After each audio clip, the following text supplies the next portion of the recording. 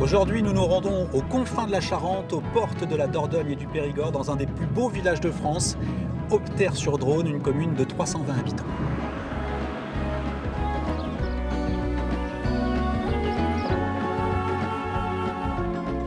Bonjour Clémence.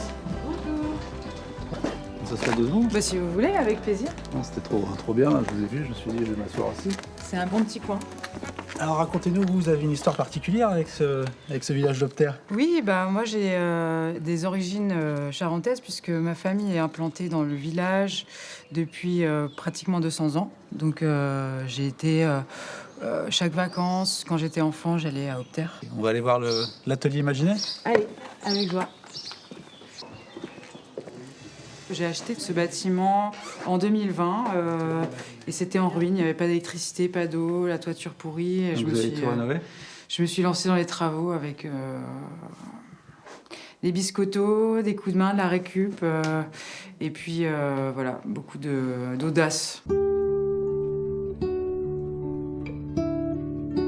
J'ai commencé à peindre quand j'avais 15 ans. Et ça s'est imposé à moi, en fait. Je sais pas, c'est une sorte de vocation, on va dire. Donc je peins. Je cherche pas à comprendre, je peins.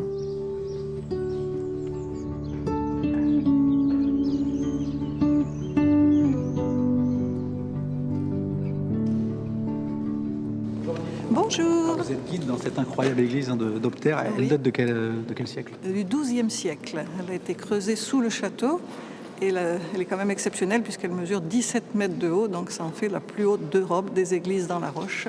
Alors expliquez-nous, cette église a été creusée?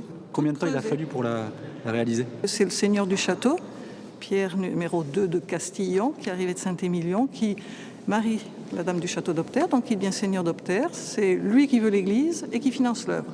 Et comme il veut l'utiliser, et que l'espérance de vie au XIIe siècle est plutôt courte, eh bien, il va falloir y mettre les moyens humains et elle sera creusée en maximum 10 ans. Alors c'est un des sites les plus touristiques, hein, évidemment, de Charente, voire même de Poitou-Charentes. Combien de visiteurs vous accueillez chaque année ici? 60 000 visiteurs par an. Et au bout de la galerie, il y avait une ouverture à l'air libre. Et depuis là-haut, la famille Castillon écoutait les offices. Donc on entend les scolaires, enfin, tout compris, des pèlerins aussi, on reçoit des pèlerins. C'est le site le plus visité de Charente, on peut le dire. On est bien content. Merci Monique.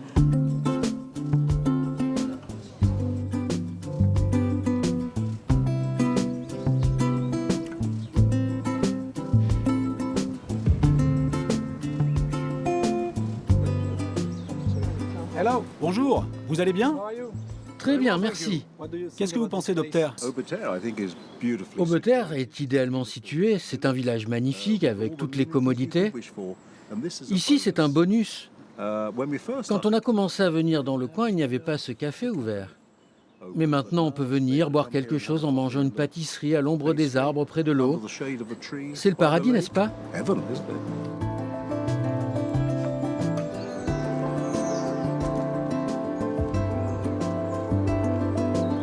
Bonjour Tao.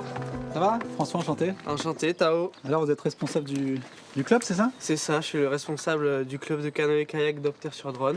Vous avez combien de licenciés dans ce club? Une trentaine à peu près. Et l'été, le printemps-été, vous proposez aussi des locations, c'est ça? Ouais, alors avant juillet, on est quand même vachement sur réservation parce qu'on peut pas être là tous les jours.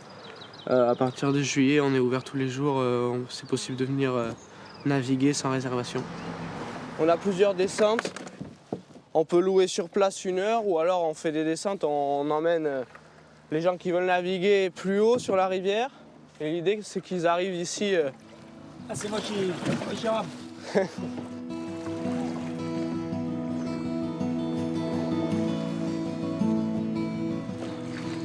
L'été dernier, on a accueilli à peu près 10 000 visiteurs, sachant que c'était quand même une saison assez pluvieuse.